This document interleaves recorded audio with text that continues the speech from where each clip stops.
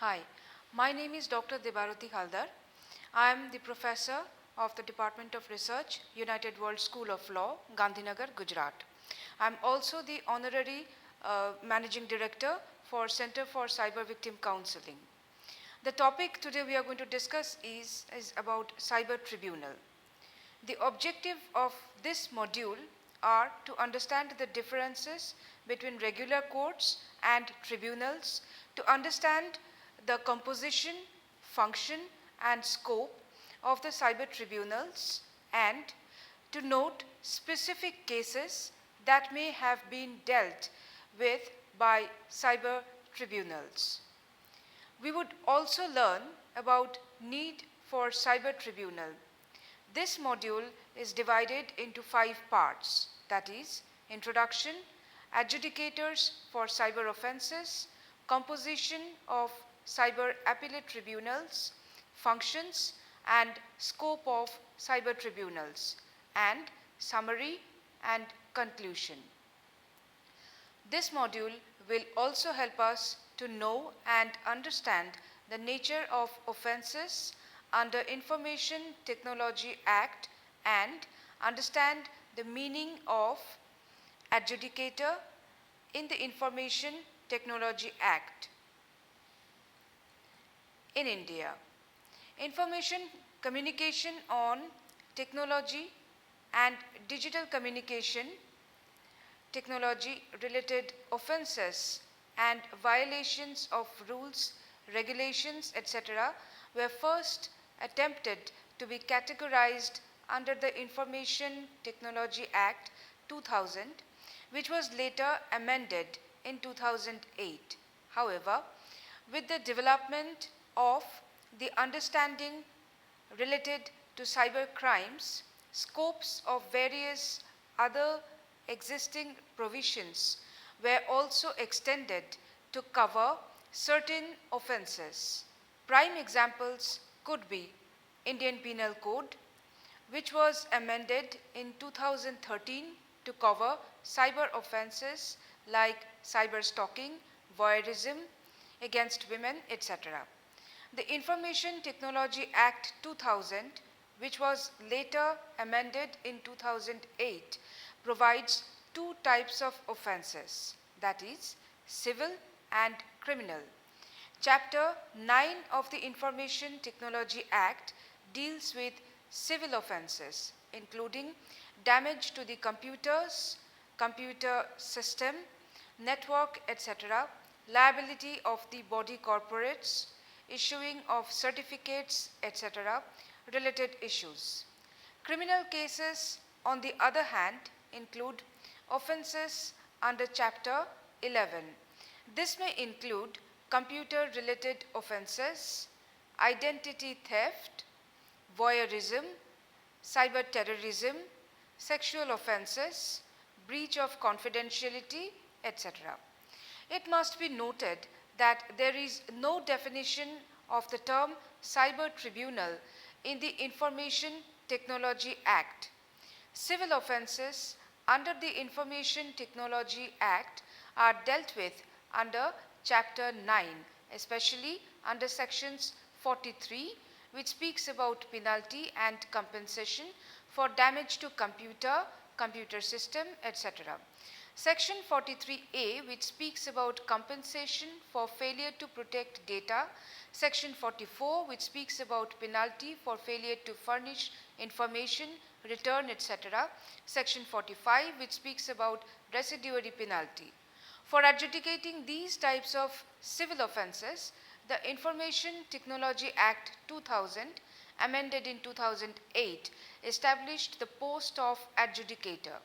Generally, the adjudicators are of the rank of directors under the Government of India. Presently, the practice is to appoint secretaries to the Department of Information Technology as the adjudicator. Adjudicators' offices can also qualify as tribunals, as these offices may fit into the 3-dimensional test as had been set in the case of Jaswant Sugar Mills versus Lakshmi Chand. The test is whether it was invested with the trappings of the court, such as having the authority to determine matters, whether it has authority to compel the attendance of witnesses, whether it is bound by the duty to follow the essential rules of evidence, and the power to impose sanctions. The Information Technology Act also established Cyber Appellate Tribunal, established under subsection 1 of section 48, to hear appeals from the aggrieved party who may prefer appeal against the order of the adjudicator or the controller. Parties aggrieved by the order of the Cyber Appellate Tribunal may prefer appeals to the High Court. Adjudicators for cyber offences, for understanding the role of the adjudicator and also the role of the cyber appellate tribunals, we must first understand what are the civil offences that may be dealt with by these tribunals. Section 43 of the Information Technology Act 2000, amended in 2008, provides a list of offences under the title Damage to the Computer, Computer Network, etc. It says, if any person without permission of the owner or any other person who is in charge of a computer, computer system, or computer network accesses or secures accesses to such computer, computer system, or computer network, or computer resource, downloads, copies, or extracts any data, computer data, base, or information from such computer, computer system, or computer network, including information or data held or stored in any removable storage medium, introduces or causes to be introduced any computer contaminant or computer virus into any computer, computer system, or computer network, damages or causes to be damaged any computer, computer system, or computer network, computer database, or other programs residing in such computer, computer system, or computer network, disrupts or causes disruption of any computer, computer system, or computer networks, denies or causes the denial of access to any person authorized to access any computer, computer system, or computer network by any means, provides any assistance to any person to facilitate access to a computer, computer system, or computer network in contravention of the provisions of this Act, rules or regulations made thereunder, changes the services availed of by a person to the account of another person by tampering with or manipulating any computer, computer system, or computer network,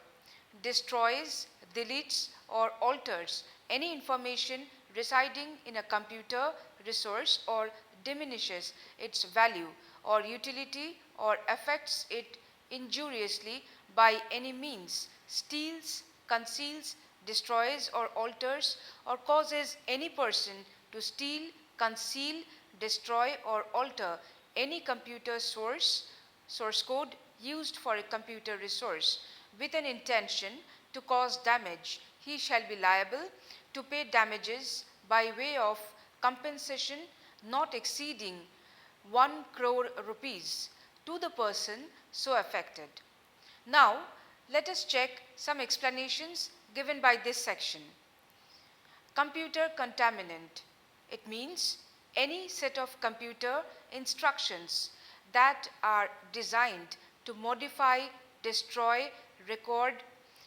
transmit data or program residing within a computer, computer system, or computer network, or by any means to usurp the normal operation of the computer, computer system or computer network. Computer database means representation of information, knowledge, facts, concepts or instructions in text, image, audio, video that are being prepared or have been prepared in a formalized manner or have been produced by a computer system or computer network and are intended for use in a computer system or computer network. Computer virus means any computer instruction, information, data or program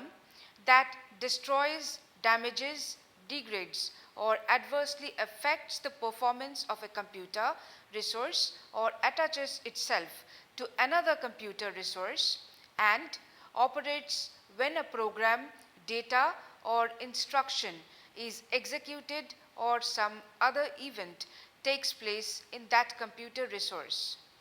Damage means to destroy, alter, delete, add, modify or rearrange any computer resource by any means. Computer source code means the listing of programs, computer commands, design and layout and programs analysis of computer resource in any form. Section 43A further speaks about protection of data by the body corporates and states that where a body corporate possessing, dealing or handling any sensitive personal data or information in a computer resource which it owns, controls or operates is negligent in implementing and maintaining reasonable security practices and procedures and thereby causes wrongful loss or wrongful gain to any person, such body corporate shall be liable to pay damages by way of compensation not exceeding 5 crores rupees to the person so affected. Explanation attached to the section further defines the following. Body corporate, it means any company and includes a firm, sole proprietorship or other association of individuals engaged in commercial or professional activities. Reasonable security practices and procedures means security practices and procedures designed to protect such information from unauthorized access, damage, use, modification, disclosure or impairment as may be specified in an agreement between the parties or as may be specified in any law for the time being in force. And in the absence of such agreement or any law, such reasonable security practices and procedures as may be prescribed by the central government in consultation with such professional bodies or associations as it may deem fit. Sensitive personal data or information means such personal information as may be prescribed by the central government in consultation with such professional bodies or associations as it may deem fit. Section 44 again speaks about penalty for failure to furnish information, return, etc. and states that if any person who is required under this act or any rules or regulations made thereunder to furnish any document, return or report to the controller or the certifying authority fails to furnish the same, he shall be liable to a penalty not exceeding 1,50,000 rupees for each such failure. File any return or furnish any information, books or other documents within the time specified therefore in the regulations, fails to file return or furnish the same within the time specified therefore in the regulations, he shall be liable to a penalty not exceeding 5,000 rupees for every day during which such failure continues. Maintain books of account or records, fails to maintain the same, he shall be liable to a penalty not exceeding 10,000 rupees for every day during which the failure continues. Section 46 of the Information Technology Act established the post of adjudicators to adjudicate on the matters above mentioned. It states, for the purpose of adjudging under this chapter whether any person has committed a contravention of any of the provisions of this Act or of any rule, regulation, direction, or order made thereunder which renders him liable to pay penalty or compensation, the central government shall, subject to the provisions of subsection 3, appoint any officer not below the rank of a director to the Government of India or an equivalent officer of a state government to be an adjudicating officer for holding an inquiry in the manner prescribed by the central government. The functions of the adjudicator are to adjudicate matters where any person has committed a contravention of any of the provisions of the Information Technology Act or of any rule, regulation, direction, or order made thereunder which renders him liable to pay penalty or compensation. He shall exercise jurisdiction to adjudicate matters in which the claim for injury or damage does not exceed rupees 5 crore. He shall give the contravenor a reasonable opportunity for making representation in the matter. He shall hold inquiry into the matter. On such inquiry, if he is satisfied that the person has committed the contravention, he may impose such penalty as he thinks fit in accordance with the provisions of that section. As section 47 states, he must also check that the amount of gain of unfair advantage, wherever quantifiable, made as a result of the default, the amount of loss caused to any person as a result of the default, the repetitive nature of the default. Section 46 further states that only such persons may be appointed as adjudicators who may have such experience in the field of information technology and legal or judicial experience as may be prescribed by the central government. It also states that where more than one adjudicating officers are appointed, the central government shall specify by order the matters and places with respect to which such officers shall exercise their jurisdiction. Regarding the powers of the adjudicating officers, section 46 further states that every adjudicating officer shall have the powers of a civil court which are conferred on the Cyber Appellate Tribunal under subsection 2 of section 58. All proceedings before it shall be deemed to be judicial proceedings within the meaning of section 193 and 228 of the Indian Penal Code. Such office of adjudicator shall be deemed to be a civil court for the purpose of sections 345 and 346 of the Code of Criminal Procedure 1973.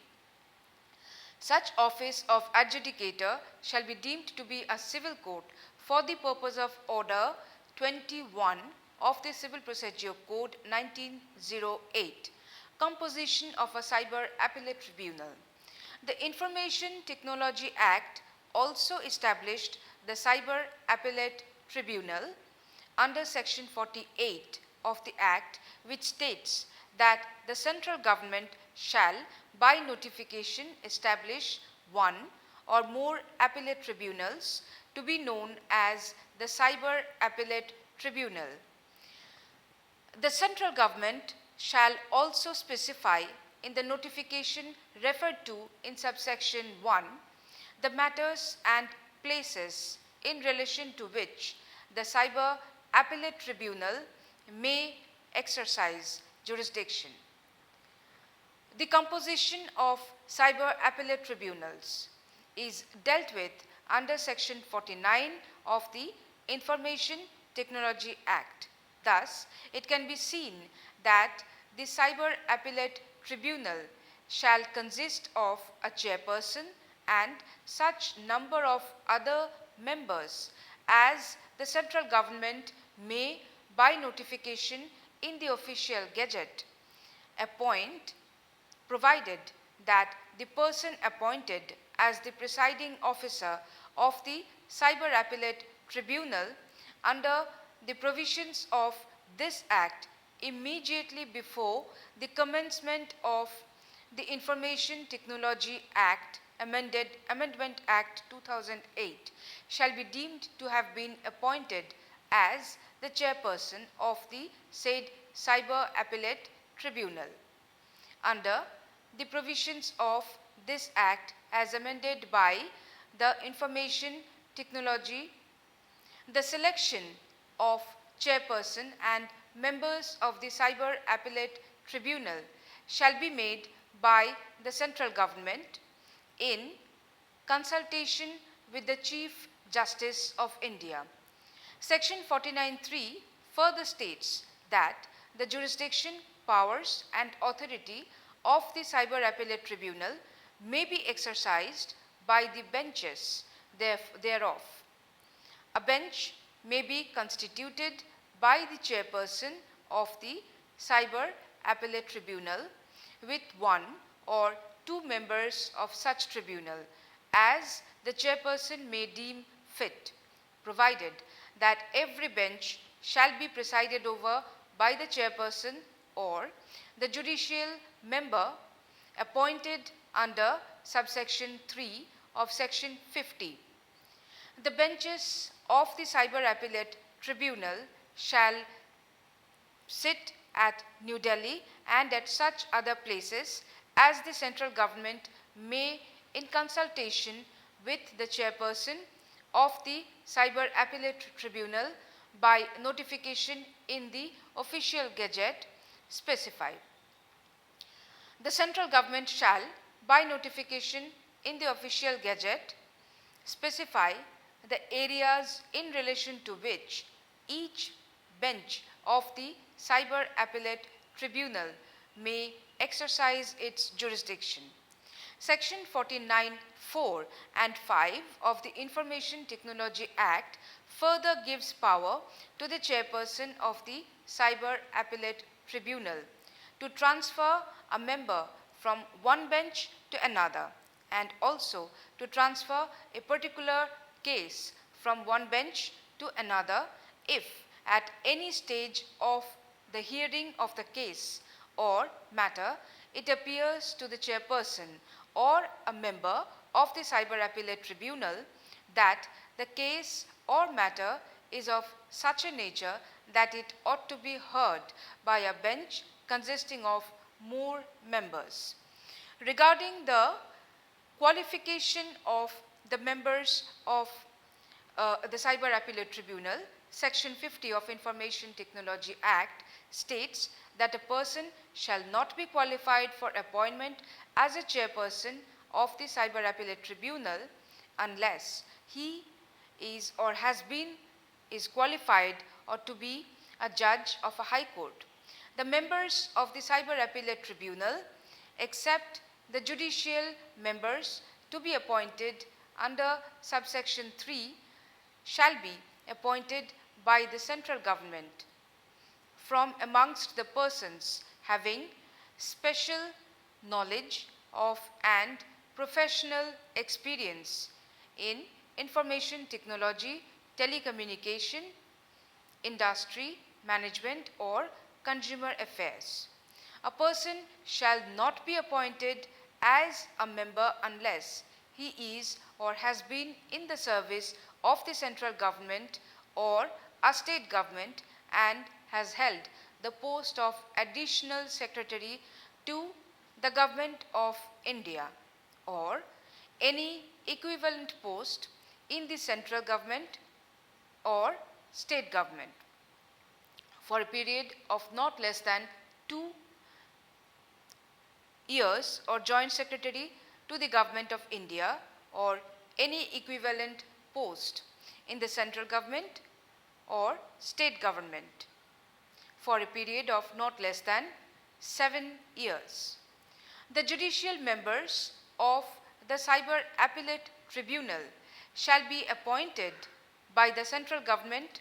from amongst persons who is or has been a member of the Indian Legal Services and has held the post of additional secretary for a period of not less than 1 year or grade 1 post of that service for a period of not less than 5 years. The Act also provides that the chairperson should hold office until he or she turns 65 or for 5 years, whichever comes early. Powers, procedures and functions of the Cyber Appellate Tribunal. Cyber Appellate Tribunals are established to adjudicate over the appeals from the orders of the adjudicators or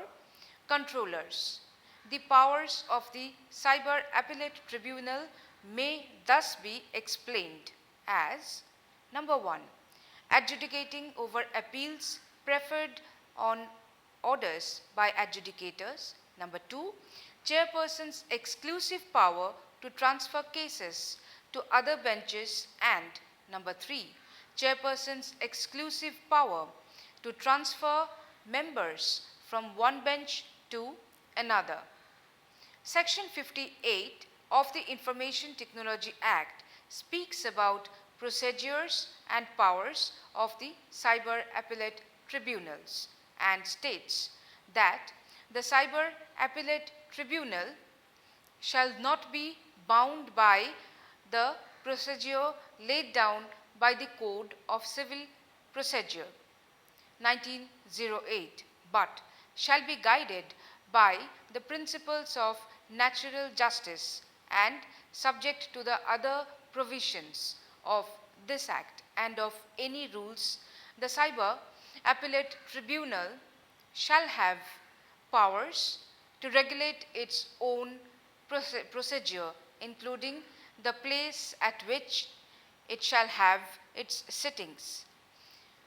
The Cyber Appellate Tribunal shall have, for the purpose of discharging their functions under this Act, the same powers as are vested in a civil court under the Code of Civil Procedure 1908,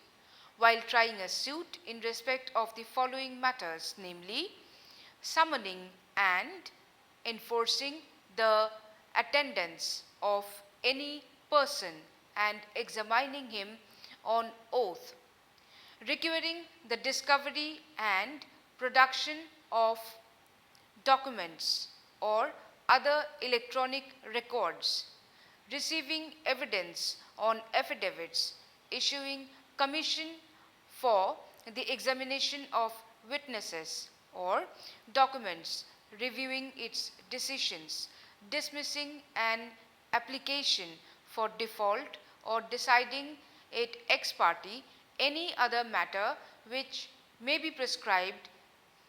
Every proceeding before the Cyber Appellate Tribunal shall be deemed to be a judicial proceeding within the meaning of section 193 and 228 for the purposes of section 196 of the Indian Penal Code, and the Cyber Appellate Tribunal shall be deemed to be a civil court for the purposes of section 195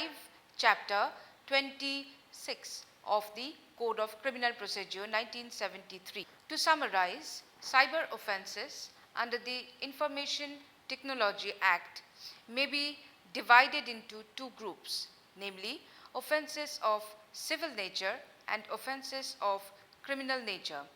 In the earlier group, offences are dealt with under Chapter 9 of the Information Technology Act, whereby